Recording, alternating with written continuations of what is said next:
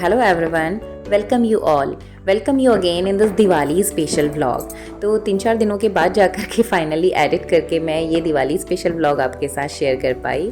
तो दिवाली का दिन भी शुरू हुआ मॉर्निंग के कुछ बेसिक कामों के साथ। ये हो गया है काम। ये मम्मी ने मम्मी ने धो दिए यहाँ पे ये पर्दे और अब पानी हटाई है। तो बैकयार्ड में ना गमलों के नीचे थोड़ा मिट्टी सी इकट्ठी हो रखी थी पानी डालने की वजह से, तो मैंने ऊपर से ही थोड़ा सा पानी डाल के सोचा कि अच्छे से और क्लीन कर देते हैं ताकि बढ़िया सी रंगोली सजाएं। और मेरा बेटा मृदुल यहाँ पर छोटे छोटे क्लिप्स ले लेता है, उसको भी पता है ब्लॉग के लिए, तो मैं अपना काम करती रहती हूँ। तो मॉर्निंग से रूटीन की पूजा पाठ निपटाई और हम दोनों का था फास्ट, और बाकी बच्चों के लिए नाश्ता बना दिया। दिन में बना देंगे कुछ इनके लिए हल्का खाना। तो कुछ 2-3 पर्दे मेरे छुटे हुए थे और जो बेसिक कुछ चीज़ें थी वो काम हमने निपटाए। फिर दिन में मैं आ गई फूलों की माला बनानी थी, फूल तोड़ने के लिए। यहाँ पर दादा ने लगा रखे, देखिए यहाँ पर सामने सामने फूल। तो ये देखिए कितना पूरा गुच्छा बना हुआ है इसका। और ये सुंदर से फूल देख के ना मन नहीं कर रहा है कि इनको तोड़ा जाए, लेकिन रामचंद्र जी का स्वागत करना है, लक्ष्मी माता का स्वागत करना है, तो माला तो बनानी पड़ेगी नेचुरल फ्लावर्स की भी। तो फटाफट से काम निपटाते गए और बज चुके थे 12। उसके बाद मुझे अपनी लक्ष्मी माता को स्थापित करना था। हमारे कुमाऊं में ना गन्ने की लक्ष्मी बनाई जाती है, उन्हें साकार रूप देते हुए। तो गन्ने से लक्ष्मी जी मैंने तैयार कर ली थी और उन्हें स्थापित करने के लिए नीचे पहले हम बनाएंगे स्वास्तिक, उसके ऊपर हम बनाएंगे अष्टदल कमल 8 पंखुड़ियों वाला, इसमें लाल रंग के साथ हम कुमकुम रोली के साथ। और उसके बाद एक परात पे मैंने खीले लिए, इसके ऊपर हम माता का आसन रखेंगे और उसके बाद आसन के ऊपर माता रानी को विराजमान करेंगे।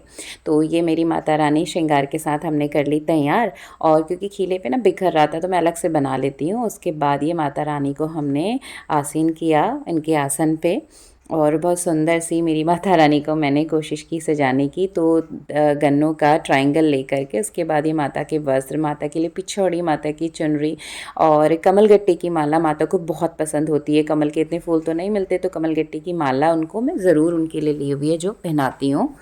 तो ये गन्ने से बनी हुई लक्ष्मी जी की स्थापना हमने कर दी है और अब थोड़ी देर बाद इनका हम दीपक जला के करेंगे स्वागत।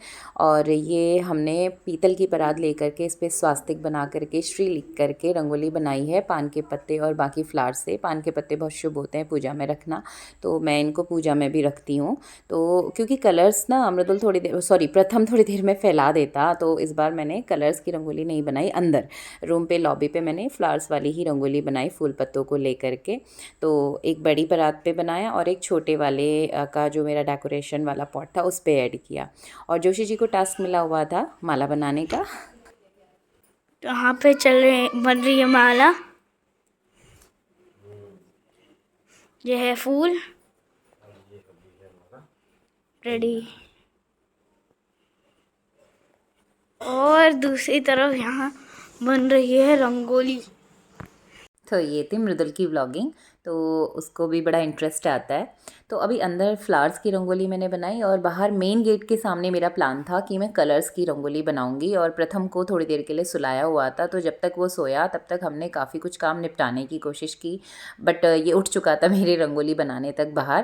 पर उसे कंट्रोल करते हुए एनी हाउ हमने अपने टास्क कंप्लीट किए। तो जिनके छोटे बच्चे हैं वो अंडरस्टैंड कर सकते हैं कि कितना टफ़ होता है, स्पेशली एक छोटे बच्चे के साथ डेकोरेशन मैनेज करना। तो इधर मैं रंगोली बना रही थी, जोशी जी ने एक माला अंदर मंदिर की बना दी थी और दूसरी आम के पत्ते और गेंदे के फूल को मिला करके बंधन द्वार यानी मेन गेट के लिए एक माला बना के इसको यहाँ पर ये काम हो रहा है माला लगाने का। और इसके अलावा ना हमारे पहाड़ी कल्चर में गेरुआ और चावल को पीस करके पेस्ट बना करके इससे ऐपड़ दिया जाता है, जो कि बहुत शुभ माना जाता है और एक पारंपरिक प्रथा है जो चली आ रही है। स्टिकर तो लगा दिए थे ऐसे, तो आप फिर से क्यों बना रहे हो इसको?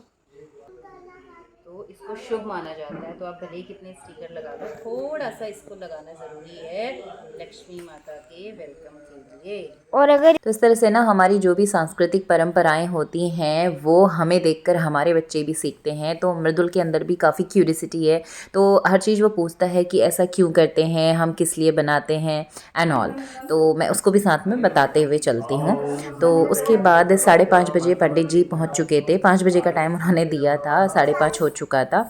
एक्चुअली मैं माँ लक्ष्मी का व्रत करती हूँ, तो मैं उनकी स्पेशली अलग से मूर्ति ले आई थी थोड़ा सा पीतल की, तो वो हमें स्थापना करनी थी। मैंने पिछले धनतेरस वाले वीडियो में आपको दिखाया था, तो वो और गाड़ी के लिए जोशी जी की एक छोटी सी दुर्गा माता की मूर्ति भी थी, तो उसको प्राण प्रतिष्ठित करवाना था। तो पंडित जी ने टाइम दिया था कि वो 5 बजे तक आएंगे, तो मैंने लगभग यहाँ की सारी तैयारी कर दी थी। लास्ट रंगोली बनाई और जल्दी से 5 मिनट में चेंज करके और हम बैठ गए मंदिर में पंडित जी के साथ। ओम गोविंदाय नमः। ओम केशाय नमः। सुरो दधातु नाम सत्यावापिधारितु देवो नाम सत्ताय वायु देवाय। तो जब हम किसी भी भगवान को मूर्ति के साथ स्थापित करते हैं तो उसको प्राण प्रतिष्ठित करके ही रखा जाता है, शुभ होता है। और मेरे वहाँ पर महादेव, माता रानी, गणेश भगवान ये सब प्राण प्रतिष्ठित किए हुए हैं और साल में 4-5 बार पूजा हो जाती है, तो हमेशा पूजा पाठ होता रहता है।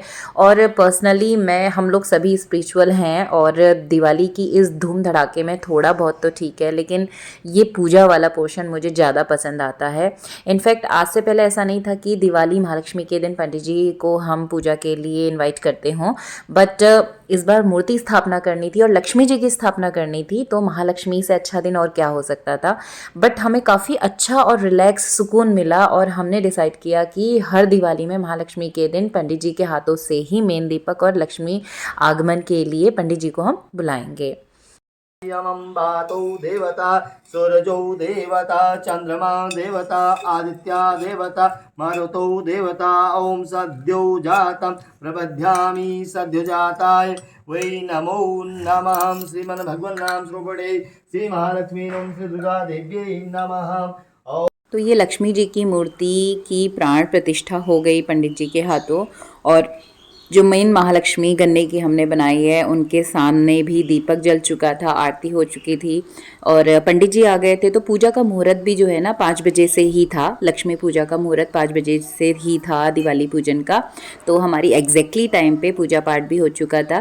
पंडित जी को जाना था अगली जगह दूसरी पूजा के लिए, तो पंडित जी उसके बाद निकल गए थे आरती वारती के बाद में। और उसके बाद फिर हमने जो ये दीपों का त्यौहार है दिवाली, वो अपने आप हम लोगों ने खुद से सेलिब्रेट किया। तो सबसे पहले हमने दीपक जला लिए अपने मेन एरियाज़ में, तो मिनिमम 21 दिए हम इस दिन जलाएं ये कहा जाता है। इसके अलावा आप जितने भी जलाना चाहें, तो दीपों की माला झिलमिलाती हुई ये मालाएं चारों तरफ रहती ही हैं हम सबके घरों पे। एडिशनली ये दीपक हम जलाए, उसके बाद छत में गए और ये देखिए इनकी आतिशबाजी। तो प्रथम, मृदुल, पापा, इनको मज़ा आ रहा था तो कुछ पटाखे वगैरह फोड़ लिए और 2-3 पैराशूट इन्होंने उड़ाए। तो ये था दीपों का त्यौहार फेस्टिवल, जिसमें भाई बच्चे, बूढ़े, बड़े हर कोई इन्जॉय करता है और हर कोई एक्साइटेड रहता है इस त्यौहार के आगमन के लिए। और सबसे ज़्यादा खुश तो रहते हैं बच्चे, क्योंकि उन्हें पटाखे फोड़ने मिलते हैं, मिठाइयाँ खाने मिलती हैं और गिफ्ट्स भी मिल जाते हैं। तो बहुत अच्छा सा ये फेस्टिवल होता है। और सारे त्योहारों में पर्सनली मुझे भी ना दिवाली का त्यौहार, होली का मुझे बहुत खासा नहीं लगता, बट दिवाली का त्यौहार बहुत अच्छा लगता है, क्योंकि घर की डेकोरेशन इसमें हम करते हैं, अपने घर को हम बड़े मन से सजाते हैं। और ये जो दिवाली के 2-3 दिन की छुट्टियां भी होती है ना, ऑफ कोर्स इसमें काम तो काफ़ी कुछ होते हैं और मैं कहूँ तो काम निपट जाते हैं। साथ मिल करके जब हम लोग काम करते हैं ना, बच्चे बड़े आपस में, तो एक बाउंडिंग क्रिएट होती है और एटलीस्ट एक दूसरे के साथ टाइम स्पेंड होता है और साथ में काम निपटते हैं, तो ये भी एक अच्छा मौका होता है।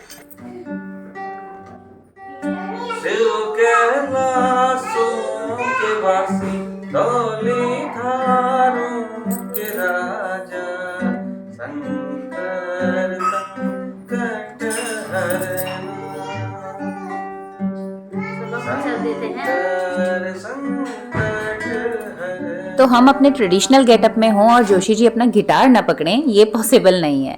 तो ये थी आप सबके साथ में एक छोटी सी शेयरिंग, और उम्मीद करती हूँ कि ये दिवाली स्पेशल व्लॉग आप लोग को थोड़ा सा समझ आया हो, थोड़ा सा पसंद आया हो। तो प्लीज़ कमेंट ज़रूर करिएगा, आपका कमेंट बहुत वैल्यूएबल होता है एक यूट्यूबर के लिए।